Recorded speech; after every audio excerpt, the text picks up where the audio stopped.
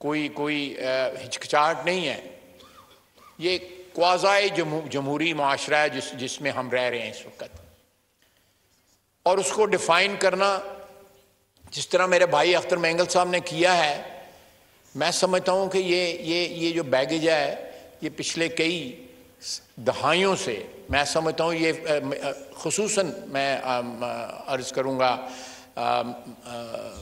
बलूचिस्तान के सूबे के मुतल्लिक़ जो है ये 50 की दहाई से जो है शुरू हुआ है, और उसके बाद जो एग्रीमेंट हुए, जो समझौते हुए, और उन समझौतों की खिलाफ वर्जी हुई, और समझौतों की खिलाफ वर्जी के नतीजे में खून बहा, लोगों को फांसियाँ लगाई गईं। वो ये बैगेज जो है कब और कहाँ जो है जाके हम इस बैगेज को जो है अपने कंधों से, अपने शोल्डर से जो है उतार के फेंकेंगे एक कौम की हैसियत से। उसमें उस बैगेज में, उस बोझ में इजाफा होता जा रहा है, उस बोझ में कमी नहीं हो रही। आज भी मैंने यहाँ पे आज से चंद माह कबल इस हाउस को याद होगा, मेरे भाइयों को याद होगा, मेंगल साहब को भी याद होगा, शाहज़ैन साहब भी बैठे हुए हैं, मैंने बलूचिस्तान की हुकूमत पे नुक्ता चीनी करने की जिसारत की थी। उसके बाद हम ग्वादर गए, उससे गिला शिकवा भी हुआ कि आपको नहीं नुक्ता चीनी करनी चाहिए। मैं समझता हूँ कि किसी भी सूबे की हुकूमत जो है जब अपने सूबे के अवाम की जो ख्वाहिशात हैं, उनके जो जज्बात हैं, उनके जो ग्रीवेंसेस हैं, उनके जो दुख हैं, अगर वो शेयर नहीं कर सकती, चाहे वो पंजाब हो, सिंध हो, बलूचिस्तान हो, केपी हो, या जीबी हो, या आज़ाद जम्मू कश्मीर हो, तो मैं समझता हूँ कि उस सूबे की हुकूमत को जो है हाकमियत का हक बाकी नहीं रहता। यही हाल वफाक का भी है। इस वक्त जो है 3.25 करोड़ पाकिस्तानी जो है वो खुले आसमान के नीचे ज़िंदगी गुजार रहा है। ये नहीं पता पाकिस्तानी जो है वो खुले आसमान के नीचे ज़िंदगी गुजार रहा है, और उसको ये नहीं पता कि हमारी ज़िंदगी का आगे क्या कौन सा वर्क उल्टाया जाना है, या हमारी ज़िंदगी जो है वो हमें कहाँ ले जाएगी। ना उनके पास फसलें हैं, ज़मीन जो है ज़ेरे आब है, ना उनके पास घर है, सर पे छत नहीं है, सब कुछ तबाह हो गया है। इसी तरह एक लो इंटेंसिटी जो है इंसरक्शन जो है वो सूबा बलूचिस्तान में कई सालों से, कई दहाइयों से चल रही है। उसका सलूशन ढूंढा जा सकता है। उसका सलूशन जो है मैं इन मेरे भाइयों के पास है, इनसे बैठ के बात करनी चाहिए। ये हमें बताएंगे कि उसका क्या हल है। ये आज से नहीं, ये दोनों जो मेरे भाई बैठे हुए हैं ये पिछली 3 नस्लों से जो है अपने सूबे की नुमाइंदगी किसी न किसी सूरत कर रहे हैं। ये चीजें बैठ के हल होनी चाहिए। इस वक्त जो है मैं उस तरफ नहीं जाना चाहता, लेकिन एक इक़्तिदार की जंग इस मुल्क में जो है इस वक्त जारी है। इस असेंबली ने, इस हाउस ने एक कानूनी और आईनी तरीके से एक हुकूमत को हटाया, और वो शख्स जो है रियासत को ब्लैकमेल कर रहा है। वो रियासत को जो है हॉस्टेज बनाना चाहता है। ये भी एक एनॉमली जो है ये क्रिएट हुई है, हमारे सिस्टम ने इसको क्रिएट किया है कि इस किस्म के वाकयात पाकिस्तान में हो रहे हैं। ये सदियों का नहीं, आई एम सॉरी, दहाइयों का ये जो हमारा जो गलतियां हैं, हमारी कोताहियां जो हैं, उनका फल जो है, एक कड़वा फल जो है वो हम इस वक्त जो है एक बिटर हार्वेस्ट जो है वो रीप कर रहे हैं। और ये बिटर हार्वेस्ट जो है किसी दिन जो है सारे माहौल को जहर, ऑलरेडी सारा माहौल जो है जहर आलूदा हुआ है। ये माहौल जो है इस तरह हम सस्टेन नहीं कर सकते as a nation, as a country.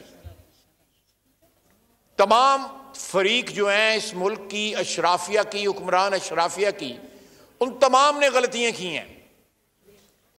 हमने कलेक्टिवली देखे हुक्मरान अशराफिया को, सबके जिम्मे कोई ना कोई गुनाह जो है या कोई ना कोई जुर्म जो है उनसे सरजद हुआ है। Let's acknowledge it. शरी रहमान साहबा, ऑर्डर इन द हाउस देंगी आप, दिन में बात कर लूं। कोशिश ये आप इन्हीं बातों की वजह से तो हम इस गढ़ में पड़े हुए हैं जो इन्होंने रिमार्क दी है। यार ये इनसेंसिटिव रिमार्क है ना। मैं जो बात कर रहा हूं वो बड़ी बड़ी सेंसिटिव है। मैं चलें, आप जाने दें, लेकिन मैं अगर आप इंटरप्ट करेंगी, इस तरह बात करेंगे, तो फिर जो मेरी आदत है फिर मैं उसका जवाब भी दूंगा। तो ये चीजें जो हैं, मेरा ख्याल है कि इस हाउस को भी कुछ सीरियसनेस का जो है वो डेमोन्स्ट्रेट करनी चाहिए। ये just wish, you can't wish it away, जो अख्तर मैंगल साहब कह रहे हैं। बाज़-औक़ात जो है हम लोग जो हैं, सियासी लोग जो हैं, वो सिर्फ लिप सर्विस देते हैं, इसलिए देते हैं कि अच्छा लगे कि भाई ये 4 वोट इससे मिल जाएंगे, या हमदर्दी जाहिर कर दो किसी के साथ, ये नेशनल इशू है, ये प्रोविंशियल इशू है, इससे हमदर्दी जाहिर कर दो। लेकिन एंड ऑफ द डे हमें अपना मफाद जो है वो अजीज होता है, अपना ज़ाती मफाद या अपना ग्रोही मफाद जो है।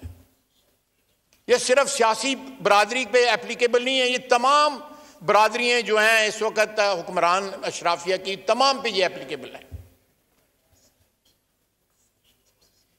इस वतन अजीज में जुडिशरी ने हमारी जो इंटरवेंशन की, 1 दफा नहीं 4 दफा इंटरवेंशन की। सियासतदानों ने 50 की दहाई से लेके आज तक जो है गलतियां की, फाश गलतियां की, ऐसी चीजों को जो हल हो सकती थी, जो सरमाउंटेबल नहीं थी, उनको हल किया जा सकता था, उनका सॉल्यूशन ढूंढा जा सकता था, लेकिन नहीं किया गया। मैं समझता हूं कि वक्त बड़ी तेजी से गुजर रहा है। मेरे भाई के अल्फाज से या अंदाजे बयान से इख्तलाफ हो सकता है, लेकिन सब्सटेंस से इख्तलाफ नहीं हो सकता। लेट मी से इट विद कंप्लीट क्लैरिटी। उस सब्सटेंस की प्रेजेंटेशन से इख्तलाफ हो सकता है, लेकिन ये एक ऐसा दुख है, ये एक ऐसा जख्म है जो रिस रहा है, जिससे खून जो है वो बह रहा है। इसमें मरहम रखने की जरूरत है, इसका इलाज करने की जरूरत है। इसका इनिशिएटिव जो है सियासतदानों की बरादरी को लेना चाहिए। इक्तदार की जंग जो है बाद में भी लड़ी जा सकती है, कानून और कायदे के मुताबिक लड़ी जा रही है, लेकिन फोकस जो है बाद ऐसी चीजों पे भी होना चाहिए जो इस वक्त सारी कौम को दरपेश है। उन्होंने सही कहा, पाकिस्तान बनने के मेरा ख्याल साल बाद बाबड़ा की फायरिंग हुई। क्यों मैंगल साहब? 600-650 बंदा वहां पे शहीद हुआ। हम उसको, उस वाक़े को, तारीख को जो है मुड़ के देखते भी नहीं है, एक्नॉलेज भी नहीं करते कि पाकिस्तान की आज़ादी के बाद, पाकिस्तान की क्रिएशन के 1 साल 1.5 साल के अंदर जो है डिसेंशन जो है, एक मुख्तलिफ राय जो है, उसको बर्दाश्त नहीं किया गया और गोलियों से जो है सैकड़ों लोगों को भून दिया गया। और खुदाई खिदमतगार जो हैं वो लाशें उठा के घरों को चले गए, उन्होंने पाकिस्तान को नुकसान नहीं पहुंचाया। उसके बाद फिर रिपीट हुआ, मेंगल साहब गवाही देंगे, यहां पे लियाकत बाग में रिपीट हुआ। फिर लाशें उठा के दूसरे सूबों, छोटे सूबों के लोग यहां से चले गए लियाकत बाग से। मेंगल साहब मैं सही कह रहा हूं ना? फिर चले गए, उन्होंने पाकिस्तान को नुकसान नहीं पहुंचाया। लेकिन आज एक शख्स जो है उसका इख्तियार छीना है, आईनी तरीके से वो पाकिस्तान को नुकसान पहुंचा रहा है। उसने अपने इख्तियार को और पाकिस्तान की रियासत के वजूद को जो है वो जम कर कि अगर पाकिस्तान ने रहना है, पाक फौज ने जो है वो अगर मुदाखलत या मुदाखलत नहीं करनी, तो हर चीज जो है वो उसकी मार्फत होगी। ये भी एक एग्जिस्टेंशियल जो है खतरा है। तो मैं अपनी पार्टी की तरफ से, इत्तेहाद की तरफ से, मेरा ख्याल है कि ये एक ऐसा मामला है कि सिक्योरिटी के मामला जो हैं उनको ट्रांजैक्शनल तरीके से डील नहीं करना चाहिए, उनका एक परमानेंट हल निकालना चाहिए। ये हम इसको माने या ना माने, हमारे पास ताकत जो है वो जो आइन हमें देता है वो पूरी है या नहीं है, लेकिन we can't live in denial. हमें इस मसले का सियासतदानों को, इस हाउस को, इस अदारे को, इस इंस्टीट्यूशन को, सबसे बड़ी हमारी ये लायबिलिटी है कि हम वफाक को जो है इकट्ठा रखें। जो जिन खदशात का इजहार किया गया अभी थोड़ी देर पहले मेरे भाई की तरफ से, वो खदशात रियल हैं, you can't wish them away. वो खदशात हैं, अगर आज नहीं तो कल जो आने वाली नस्ल जो है, डिप्टी स्पीकर साहब, आपकी नस्ल को दरपेश होंगे। They are already staring at us. इस तरह नहीं होगा। इस सारी कौम को, जिन लोगों को इज्जत और वकार और तौकीर दी गई है इस मुल्क की वजह से, इस कौम ने दी हुई है, तमाम अदारे उसमें शामिल हैं, उनका ये फ़र्ज़ बनता है कि वो इन प्रॉब्लम्स का जो हमें हमारे वजूद को दरपेश हैं, रियासत के वजूद को दरपेश हैं, उनका हल ढूंढा जाए, जितनी जल्दी हो सकता है ढूंढा जाए। जो इस वक्त हो रहा है सवात में या दूसरे इलाकों में, वो आग जो है मेरे दामन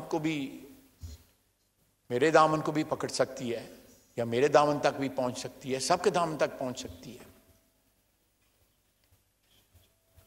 ये वो नहीं है कि मशरकी पाकिस्तान 1100 मील दूर था तो वहाँ जो कुछ हुआ उसका जो है हमारे यहाँ पे, ये भी लोगों की सोच थी उस वक़्त कि क्या फ़र्क पड़ता है।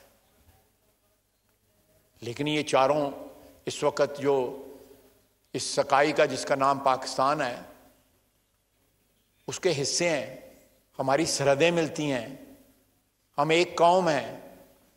हम उस तरह ला ताल्लुक़ नहीं रह सकते। उस ला ताल्लुक़ी की वजह से हमारा मुल्क जो है दो टुकड़े हो गया।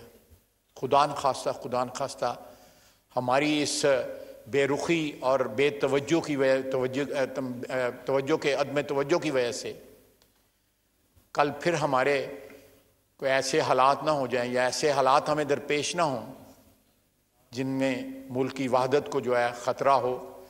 पेशतर इसके मैं आपकी वसासत से, चेयर की वसासत से, इस इत्तेहाद की वसासत से जो इस वक्त हुक्मरान है, मेरा ख्याल है कि एक ऐसा सब्जेक्ट है जो प्राइम मिनिस्टर साहब को एट द हाईएस्ट लेवल जो है इसका कोई हल ढूंढा जाना चाहिए। मेरे यहाँ चंद दिन पहले एक मीटिंग भी हुई थी इस सिलसिले में, लेकिन वो मीटिंग जो है वो फोकस थी केपी के जो नॉर्थ में जो कुछ हो रहा है उसके ऊपर फोकस थी। लेकिन ये सिर्फ एक जगह से ब्लीड नहीं कर रही रियासत, और भी बहुत सी जगह जहाँ से रियासत ब्लीड कर रही है। तो वक्त है कि हम इस जख्मों पे मरहम रखें। वमा अलैना इल्लल बलाग। सबसे बड़ी कवरेज, सबसे बड़े पैनलिस्ट, हमने तो बड़ी PMLN के वार सहे, वो भी बिला वजह। सबसे ज्यादा रिपोर्टर्स। इलेक्शन कमीशन की जानिब से कोई इंतजाम इतने अच्छे तरीके से नहीं किए गए। बोल की रिवायत, सबसे पहला नतीजा। अहम खबर है बहावलनगर भी कप्तान का, PTI कामयाब, मुकम्मल गैर हतमी गैर सरकारी नतीजा सिर्फ बोल न्यूज पर। लम्हा बा लम्हा इलेक्शन की खबर सिर्फ बोल पर। सब्सक्राइब करें और बेल दबाएं ताकि कोई खबर रह न जाए।